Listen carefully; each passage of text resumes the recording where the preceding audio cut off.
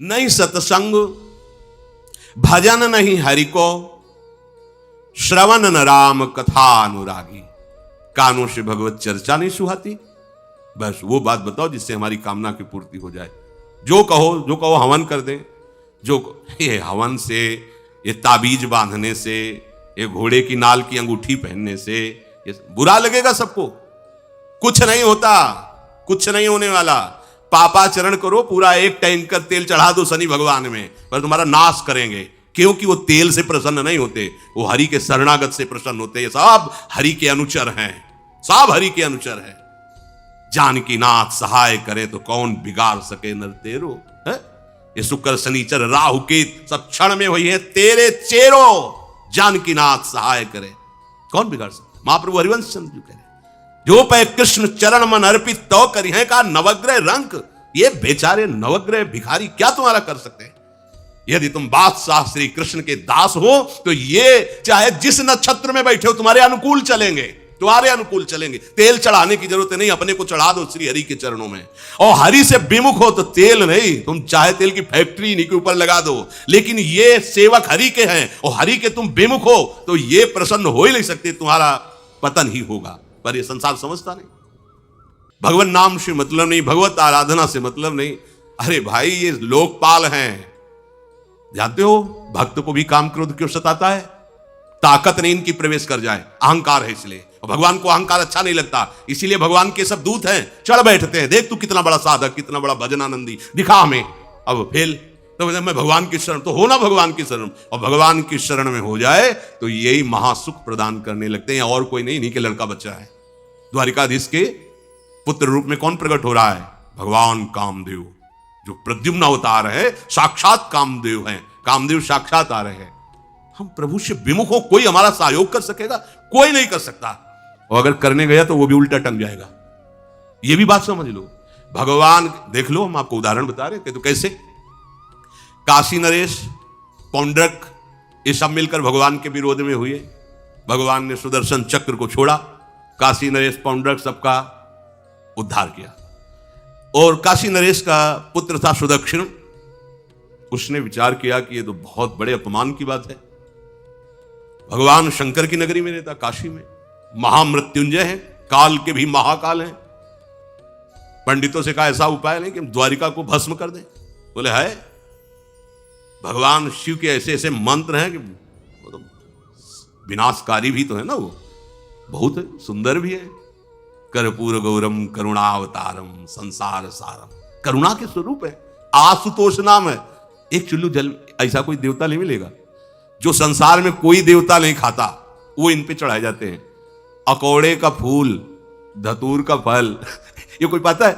नहीं पता। इतने से वो प्रसन्न, इसीलिए वो आशुतोष रीझ जाए तो पूरा नगर का नगर सोने का ऐसे दे दिया, लंका उन्हीं दे दिया। और अगर दृष्टि बदल जाए तो हनुमान जी बनकर पूछ में आग लगा को श्रीलंका को नाश कर। बड़े विचित्र है। हाँ है भगवान शंकर विनाशकारी, द्वारिका को भस्म कर सकते हैं। आराधना की सुदक्षिण ने, बड़े बड़े विद्वान बुलाए। काशी तो विद्वानों की नगरी, और ब्राह्मणों की विद्वता तभी सार्थक है जब प्रभु में उसका समापन हो। विद्या कौन? जो भगवान से मिला दे। अविद्या कौन? जो अहंकार माया में लगा दे। तो उन विद्वानों की यह समझ में नहीं आया कि किसके विरोध में मुझे अनुष्ठान में बैठाना है। बैठ गए, अनुष्ठान शुरू किया तो मंत्रों में ताकत तो है ही। भयंकर कृत्या प्रकट हुई, विश्व का विनाश करने की सामर्थ्य रखने वाली। मंत्रों के द्वारा उसे प्रेरित किया, जाओ द्वारिकापुरी को ही भस्म कर दो। और यह पता नहीं था कि द्वारिकापुरी ब्रह्मा की बनाई हुई नहीं है। सारी की सारी शक्तियां ब्रह्मा की बनाई हुई चीज पर बिगाड़ सकती हैं, लेकिन चिदानंद धाम में इनका तो प्रवेश नहीं। अब दूर से द्वारिका में दिखाई दिया, भयंकर ज्वाला में कृत्य आ रही। लोग भागकर भगवान के पास गए, प्रभु कोई भयानक मंत्र से आविष्ट होकर कृत्य आ रही जो नष्ट करना चाहती द्वारिका। तुम्हें घबराने की जरूरत नहीं, ना बताने की जरूरत है। द्वारिका हर समय सुदर्शन से सुरक्षित है। और सुदर्शन कोई जड़ चक्र नहीं है, वो चैतन्य भगवत पार्षद है। जब जहां जैसा अवसर आता है वैसा वो रूप रख लेते हैं। एक को मारना है तो 100 अरे वाले, हजारों को मारना है तो 1000 अरे वाले, और अगर पूरा सिस्टम विनाश करना है तो अनंत अरे वाले सुदर्शन चक्र हो जाते हैं। और जब सेवा ये नहीं होती तो हाथ जोड़े भगवान के पास खड़े रहते हैं। ये कुछ जड़ वस्तु नहीं है कि तलवार है भगवान की तो तलवारें बनी खड़ी रहेगी, नहीं, पार्षद स्वरूप है, आवश्यकता हुई वही कौमुदी की गदा सुदर्शन, ये सब दिव्य है। पांचजन्य शंख सुदर्शन चक्र सेवा में थे।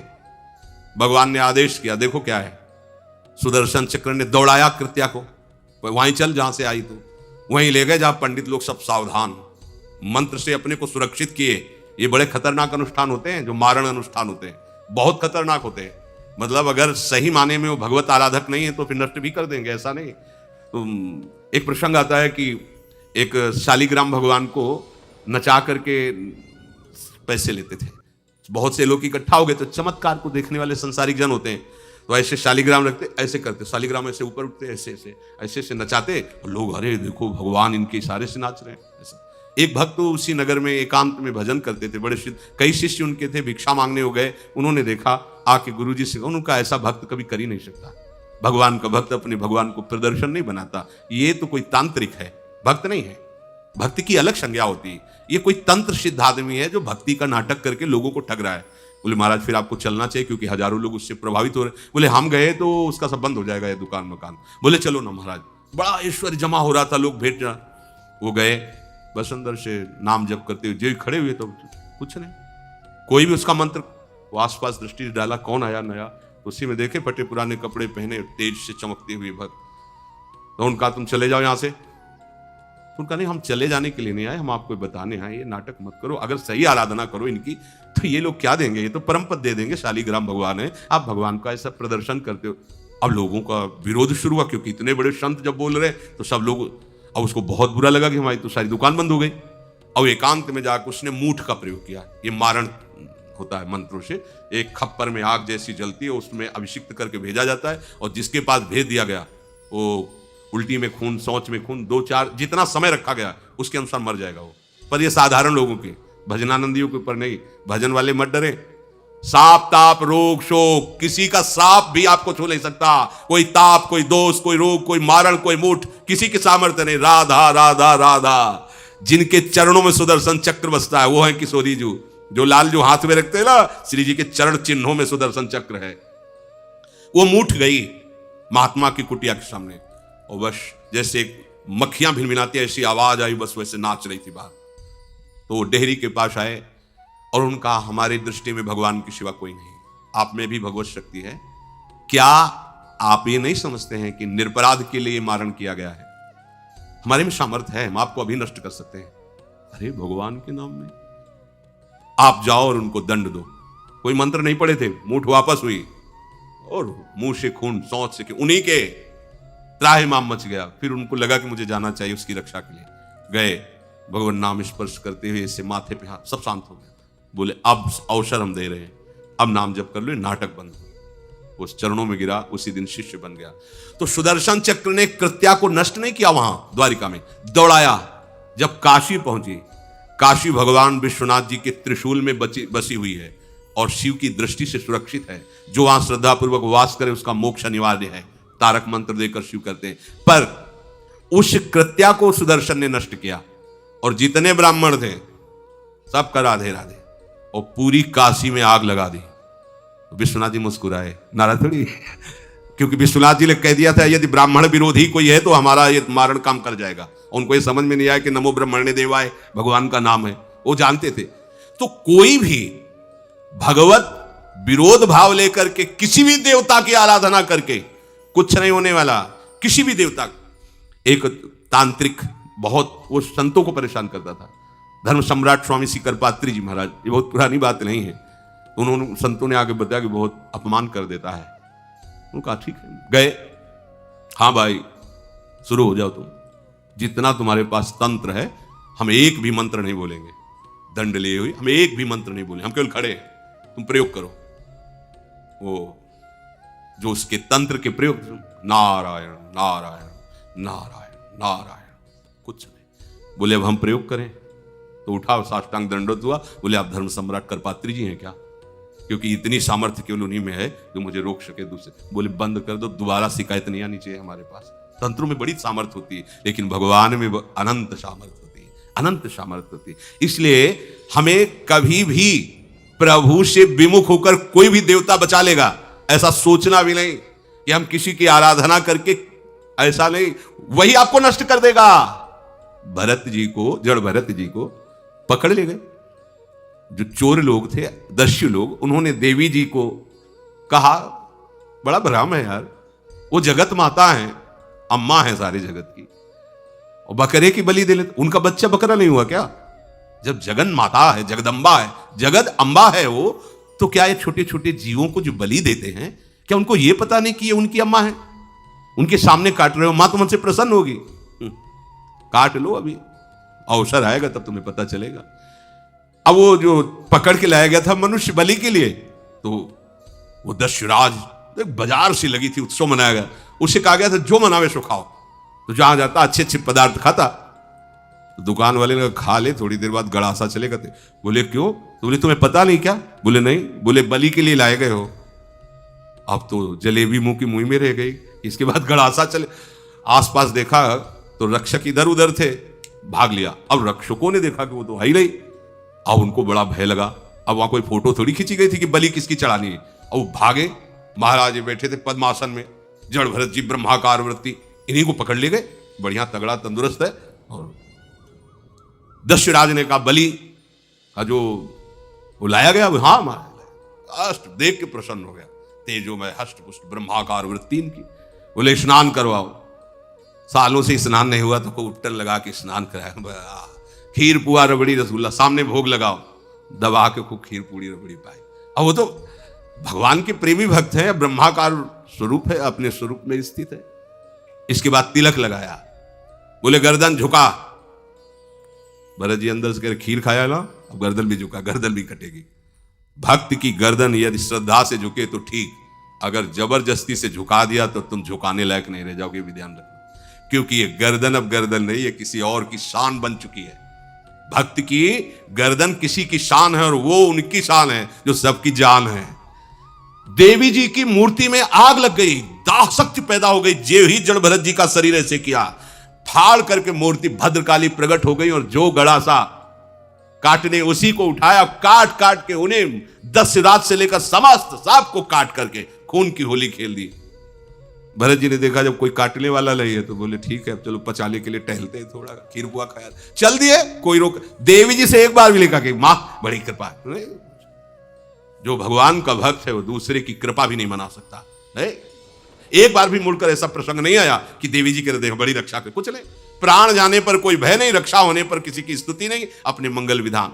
हरि आश्रय, सत्संग हरि आश्रय देता है, बहुत बड़ा बल हरि है, मान लो। एक दिन आपसे कह रहे थे कि जब आपने देखा नहीं उनको, उनसे बात नहीं हुई, और आप उनके जनों से बात सुनकर उनकी तरफ चल पड़े, इस बात से हरि आपके ऋणी हो जाते हैं। भगवान इसी बात से ऋणी हो जाते हैं। बस ये बात आप हृदय में बैठा लीजिए। जैसे लोग प्रश्न करते हैं ना कि हमने भगवान को देखा नहीं, भगवान को हम कैसे, किसी की बात तो मान लो ना। आप मान लो, वो तो आपके अंदर भी बैठे हुए हैं, वो आपको इतना प्यार देने लगेंगे। जहां कोई सहायक नहीं होगा वहां हरि आपको दिखाई देंगे, देख लेना। बिगड़ी ऐसे क्षण में बन जाती है, ऐसा लगता है गला कटा तो वो तलवार गले तक आएगी, हार बनकर सुगंधित फूल बन जाएगी, पर गले तक आने आने तक तुम्हारी निष्ठा देखी जाएगी। नहीं नहीं, बस मेरे हरि का यही विधान, वो आते आते हार बन जाएगी, वो तलवार तुम्हारा गला नहीं काट पाएगी, क्योंकि गले में हरि नाम चल रहा है। मान लो हमारी महालक्ष्मी चरण चापती रहती, क्या चाहिए तुम्हें, क्या चाहिए? आप सच्ची मान, क्या मतलब कितनी मलिनता छा गई है। हम इसको मार देंगे तो 2 लाख रुपए मिल जाएंगे, ये कर देंगे तो, अरे भैया अगर तू हरि नाम जपेगा तो इसकी कीमत नहीं है, कीमत नहीं, अमूल्य वस्तु है। इसके ब्याज में तू कुबेर बन सकता है, मूल्य तो कभी खत्म होता ही नहीं है। ब्याज में तू ब्रह्मा बन सकता है, बनना तो चाहे। भक्तजन तो कहते हैं नहीं चाहिए मुझे ब्रह्मा का पद, परमेष्ठी पद, नहीं चाहिए सम्राट पद, नहीं चाहिए योग की सिद्धियां, मुझे प्रभु आपकी दास्ता चाहिए। ये बात कितना महासुख होगा उस भक्त को जो इन बातों को कह रहा है, नहीं चाहिए मुझे मोक्ष सुख नहीं चाहिए। वो ऐसे थोड़ी कह रहा है, श्रद्धा से नहीं कह रहा, अनुभूति से कह रहा है, मुझे नहीं चाहिए ये सब। इनमें वो सुख नहीं है जो आपके चरणों के समीप रहने में सुख है। नहीं सत्संग भजन नहीं हरि को, श्रवण न राम कथा अनुरागी। सुत बीतदार भवन ममता निसि सोवत अति न कबहु मति जागी। अरे तेरी बुद्धि सो रही है, जगा दे।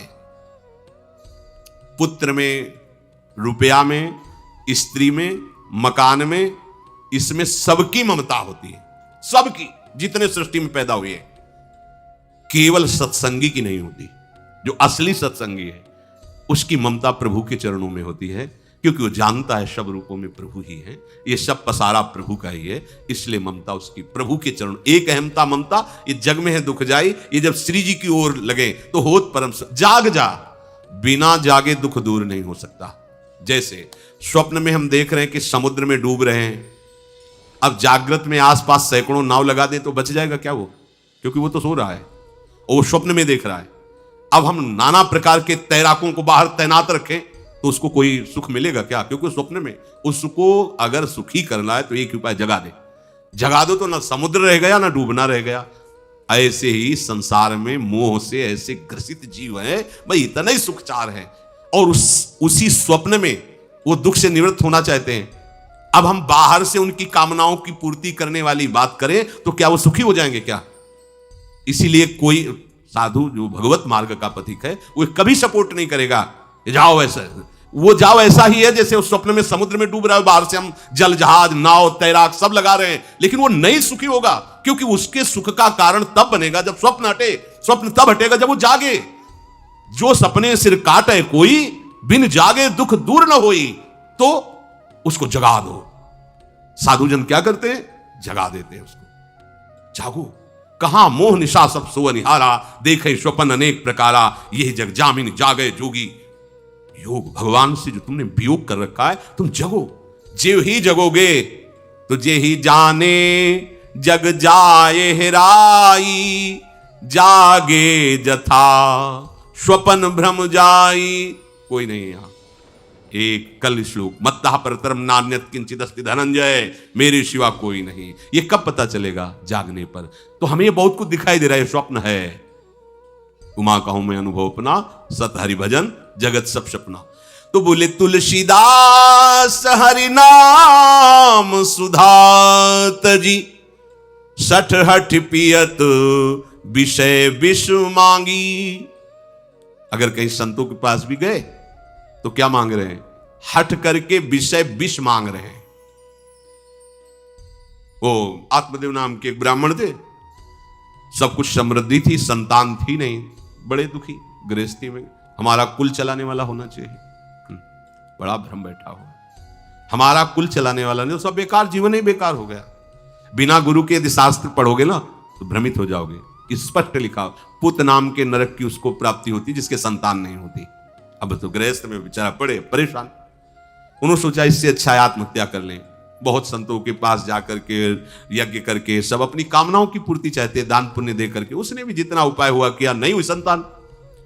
मरने के लिए जंगल में, उधर से एक सन्यासी जी आ रहे थे, देखा साधु तो ब्राह्मण तो थे, उठे प्रणाम किया, देखा उनको उदास क्यों हो? उनका महाराज उदास ही नहीं, मैं तो आत्महत्या करने आया हूं यहाँ जंगल में। अरे ये तो महापाप है, आत्महत्या तो बड़ी दुर्गति का कारण है।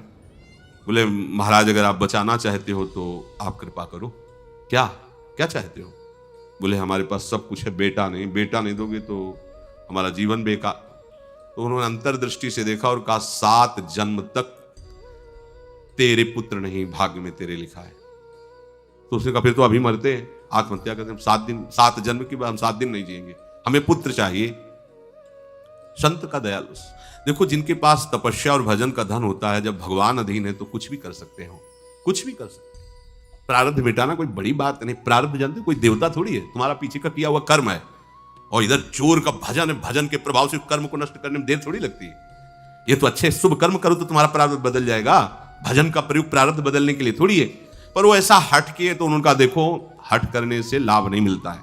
उनका हमें उपदेश नहीं, हमें पुत्र चाहिए। अगर आप भगवत प्रेरित होकर यहां आए हो तो आप हमें। तो उन्होंने तपस्या के बल से फल की रचना की और कहा जाओ अपनी पत्नी को ये फल पवा दो और इससे निश्चित पुत्र होगा। बहुत प्रसन्न, अब कामना पूर्ण थी तो देख लो, प्रभाव देखो कामना का। प्रसन्न हुए आए। धुंधुली नाम था उनकी पत्नी का, नाम भी बहुत बढ़िया था, धुंधुली। वो कहा कि देखो ये फल खा लो, तुम्हारी संतान हो जाएगी। बहुत मीठी बात बोलती थी, मृदुभाषी, कपट हृदय, अलग अलग क्षेत्र होता है। हृदय कपट और मुख में मीठी बात। बहुत संभल के व्यवहार करना चाहिए ऐसे लोगों से। मधुरिया बानी मीठी, क्या मृदु भाषा नहीं प्रीतम। आप चिंता मत करो, फल ऐसे थोड़ी खाया जाता है, नहा धो के पवित्र होके फिर। हाँ उनका ये बात, तो आप अपने काम में लगो, हम पा लेंगे ऐसा। अब आपको विश्वास है? बोले विश्वास तो है, इसमें क्या विश्वास, आप भी तो चाहती ना पुत्र हो। बोले हाँ। वो जो ही गए सो अपनी बहन को बुलाया और कहा सुनो, अभी तो हम 4-5 रोटी कढ़ी चावल सब पा लेते हैं, पूड़ी खीर पुआ। गर्भ रहेगा तो पेट तो उसी से भरा रहेगा, तो हमारा भोजन रुक जाएगा। तो हाँ ये तो बात है, जब पेट बढ़ेगा अगर घर में आग लग गई तो फिर हम भाग नहीं पाएंगे, तो हम जल जाएंगे। ये निगेटिव सोच वाले लेते। और पंडित जी तो इसी बात में लगे कि गर्भ रह जाए तो क्या करें, तुम्हारा हम खाएंगे तो है नहीं पक्की बात, पर करें तो क्या करें। पंडित जी को कैसे सब, तो उनका देखो एक बात है, हमारे गर्भ है, हमारे कई लड़के हो चुके हो, गरीबी है ही है हमारे यहाँ, तुम कुछ पैसा दे देना और ये नाटक करना कि मैं गर्भवती हूं, बच्चा समय होने पर हम पहुंचा देंगे, हम घोषित कर देंगे हमारा बच्चा मर गया। तो पंडित जी को तुम नाटक में बताते रहना कि गर्भ है, बच्चा हो जाए। पंडित जी कह देना बच्चा हो गया है, तो बोले दूध पिलाने की समस्या आएगी। तो बोले ये तुम कह देना कि पहला पहला बच्चा है, हमारे वक्षा स्थल में दूध नहीं, हमारी बहन का था तो मर गया बच्चा, तो उनको बुला लेती तो बात बन जाएगी, बढ़िया बात हो गई। परीक्षा के लिए फल गाय को खवा दो। गाय को खवाया, ठीक समय पर गोकर्ण जी प्रकट हुए, दिव्य तेजोमय बालक, कान केवल वो गाय के, बड़े ही विद्वान और भगवत भक्त संत के द्वारा। कहा था 7 जन्म तुम्हारे भाग्य में, बच्चा नहीं तो नहीं है, देखा गाय के हो गोकर्ण जी प्रकट हुए। उधर उनके जो बच्चा पैदा हुआ वैसे ही नाटक के द्वारा पहुंचा दिया गया, वैसे ही पूरा जैसा पहले पक्का हुआ। अब उसने कहा कि हमारे तो इस तनु में दूध नहीं, हम अपनी बहन को बुला लें, उनका बच्चा मर गया। हाँ हाँ हमारा बच्चा स्वस्थ होना, आप बुला लो उसको, हम धन भी देंगे, वो हमारे बच्चे की सेवा कर। अपने नाम से जोड़ करके उसका नाम रखा धुंधकारी, धुंधुली और धुंधकारी, अज्ञान का साक्षात स्वरूप। और जैसे ही वो अवस्था बढ़ती गई तो उसके पापाचरण बढ़ना शुरू किए। बच्चों के साथ खेलता, खेलते हुए बच्चों को उठा लेता और कुएं में डाल देता, मतलब घोर अत्याचार। गोकर्ण जी हर समय भजन साधन शास्त्र स्वाध्याय। जब और बड़ा हुआ तो माता जी को अपने डंडों से रोज पूजन करता, पिताजी को गाली लात थप्पड़। पिताजी तो रो पड़े। गोकर्ण जी से कहा कि बेटा हमारी गाय से प्रकट हुए पर भरोसा आप ही का है, बचा सकते हो। तो बोले पिताजी जाओ यहां से, भाग जाओ यहां से, एकांत जंगल में जाकर भगवान श्री हरि का भजन करो। उन्होंने 2 श्लोकों में प्रदेश किया। दूसरा श्लोक ये, धर्मम भजस्व सततम त्यजलोक धर्मान सेवन सदा साधु पुरुषं जहि काम तृष्णाम अन्यस्य गुण दोष चिंतन मास मुक्त्वा सेवा कथा रस्म हो नितराम पिबत्वम। हे पिताजी अब तुम लोक धर्म का त्याग करके भागवत धर्म को स्वीकार करो, एकांत में जाकर साधु महापुरुषों के संग से उनके उपदिष्ट उपदेश के अनुसार आचरण करो, प्रभु की लीला कथा सुनो, ना कोई कामना ना कोई तृष्णा, किसी के गुण दोष का वर्णन मत करना और सदैव भगवत सेवा भावना में रहना, इसी जन्म में तुम्हें भगवत प्राप्त। वो तो उधर गए, इतनी पिटाई की उसने माँ की, माँ कुएं में गिरकर आत्महत्या कर ली।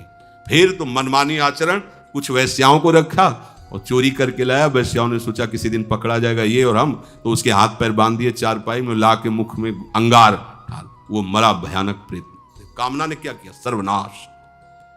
किसी को हरि विमुख होकर कभी सुख मिल सकता है?